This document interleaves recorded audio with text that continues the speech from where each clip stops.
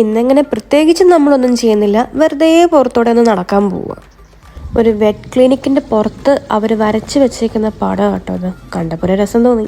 അത് വിത്തോഷ മൗണ്ടൻസ് ആണ്. നമ്മൾ മിക്ക കോണിൽ നിന്ന് നോക്കിയാലും നമുക്കിത് കാണാൻ പറ്റും. ഇവിടുത്തെ ഒരു ഹൈലൈറ്റ് ആണ് പാർക്സ്. എങ്ങോട്ട് നോക്കിയാലും പാർക്ക്. ഒരു റോഡിൽ 2 പാർക്കെങ്കിലും മിനിമം കാണും. ഇത് അലക്സാണ്ടർ നെവസ്കി ചർച്ചിന്റെ സൈഡിലുള്ള ഒരു ഏരിയ ആണ്. പണ്ട് ബൾഗേറിയൻസിനെ ബന്ധിച്ചിരുന്ന ടർക്കിഷ് ബറാക്സിൽ ഒന്നാണിത്.